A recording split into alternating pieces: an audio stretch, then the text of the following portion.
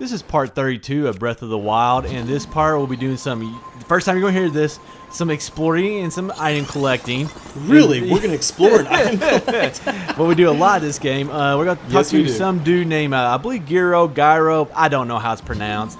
But we're going to do some, just basically some business with him, a little bit of buying, a little bit of selling. We're going to do some more exploring, and then we're going to end by entering the Ree Dahee Shrine. In these last couple parts, well, the last part in this one, you've seen me using this Cryonis to get these treasure chests, which one I thought was a really cool mechanic in general, but it also really makes me wonder how many treasure chests that are either on the surface, like the wooden treasure chests float on the surface, or the metal chests that are underneath the water that I just totally missed throughout the entire game. And I bet if I went back and actually looked how many there were on like some kind of guide or something, there would be hundreds of them that I just didn't even think to look for. I was the same way, and a good way to get through that is like when you get around water, use magnesis. You can usually see what's underwater. I did it sometimes, but then a lot of places like I just didn't do it. One thing that I suffer from in this game is I'm a progressive guy, so I like to get to the next task and the next task. And so like a lot of times these little like oddities or just stuff around the world I didn't get to, and I wish I would have, but that's just not in my nature. But with a wooden treasure chest, like you can see those, and it kind of goes back to I've talked about it. I just didn't use Cryonis that much. Not really sure why. I just didn't think about it in a lot of situations.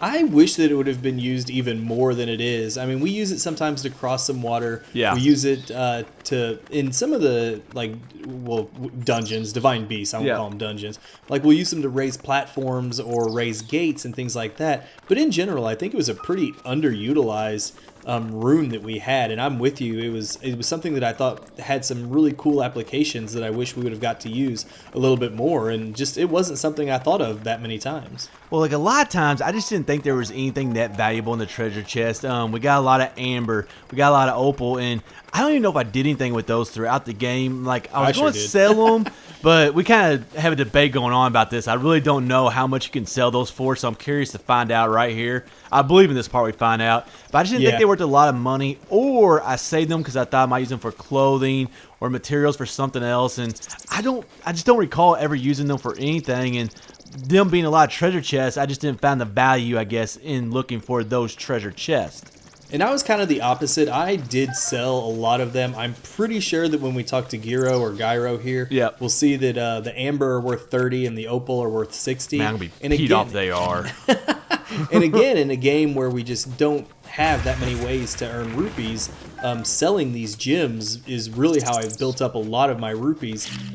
There are other uses for the gems that you'll find later in the game, but to me, there was never any need for me to use them for anything else. So I sold them any occasion I could. And when you have 20 or 30 amber in your inventory, selling them for 30 bucks or 30 rupees a pop is pretty good.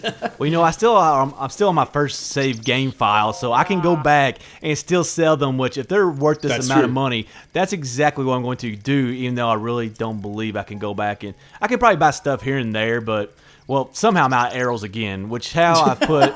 I feel bad saying this, like 300-something hours into the game. I don't have any arrows. It's beyond me. So, hey, that's why you see me buy arrows every time I see Beetle. I buy arrows. You do spend a lot on them. Like, for me, if I didn't have something, like this is the type of game where I was like, well, if I don't have this one way of doing it, there's definitely another way of going about it. Like, that's one cool thing we've seen with Breath of the Wild is there's 100, maybe not 100, but there's like 10 different ways of going about doing things. There really are. They are 30 rupees. I'll be dang. I'm going back and selling them now, but there's just so many ways of doing things that, like, I just found another way to do it. I found that to be a fun part of the game.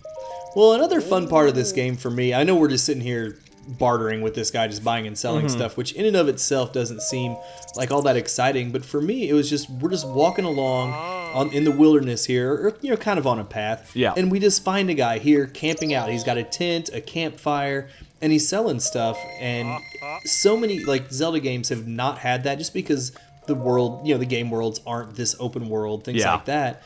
But just seeing so many of these characters just in the middle of nowhere doing their own thing, even if they don't have hardly any story to them, which most of them don't, it's still interesting to me, and it makes the game feel so much more alive just to run into these random people out in the wilderness going about their business.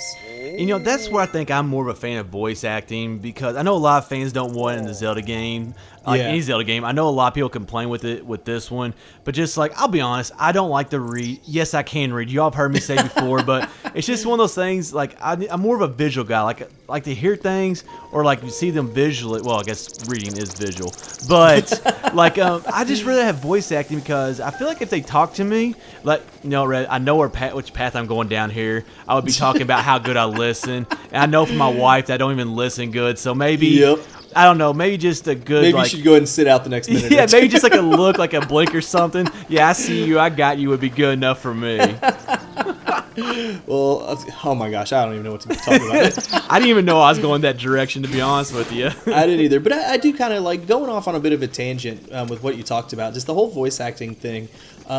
It was weird how they just half did it in this game. You know, you got it in the cutscenes, and every now and then, you know, you would hear the floating voice, you know, the woman speaking to you. But then everything else was not voice acted. And I think of some of the other open world games that are out there, whether it's, you know, your Skyrim or, you know, the Witcher games, you know, where it seems like they put so much into the voice acting. And I'm not saying it's all, you know, Academy Award winning level voice acting or anything like that. But it does at least add something to the game, and that's I'm so on the fence about it with the Zelda series. You know, we're so used to it being silent that introducing voice acting the way they did felt a little jarring to me. I think going forward, it's just something that they don't have to do. But like you said, like all these open world games, I not played a lot of them. I know you have, but a lot of them have voice acting, and there are a couple of voices that you have to really try hard or get the right person. A lot of people have complained about Zelda's voice acting. I honestly didn't think it was that bad. Now, I also saw a picture of the girl who did it. So, you know, I'm kind of a little bit biased because she's kind of hot, so maybe that's why I enjoyed her so much. But yeah, you got to get those big ones right. But for like the other characters in the game, I don't think it really matters. Like, just they have a small part. Like, the voice doesn't really matter to me at all. So I think it's something that they can do in the future. I kind of like how they introduced it here a little bit, and hopefully in the future, like, even though I said maybe I won't listen good either, I think I would like that more. So I'm hoping that they do more of it in the future. Well, I'll be curious to see, you know, just like you said, just to see which direction they decide to go with it. But, you know, we'll find out years from now whenever they release another Zelda. Well, DLC pack could be very interesting because, you know, it's the whole Champions Ballad. Okay, the Champions are already talking Zelda talks. But actually, we just posted something on our website about maybe Link. A theory out there is that maybe Link is going to talk. I don't think that's going to happen. I hope not. But it's just like, you know, one of those cool things that they can actually introduce this stuff or something new, like in these DLC packs. So we still have more in this game that, you know, could surprise us a little bit. Now, kind of getting back to what we're actually doing here, I finally circled back around and gotten back on the path that leads to, like, between the dueling peaks and gets us back on the road to Kakariko Village. Like so many people, I'm sure, who played this game when I first started and got off that Great Plateau, you know, I just started looking at things around and going, you know, and exploring a little bit. So I think finally, after I'd hit up a few shrines and things like that and stables, I decided it was about time to continue making my way back to Kakariko Village. And I think that's probably what you saw me do in the last part. I opened up my map and just kind of traced along on the roads that lead back to Kakariko Village with the just the little icon, just to try to figure out where I need to go to get back on track, because it is so easy just to lose hours and hours in this game wandering around, you know, accomplishing stuff, but not really the main quest.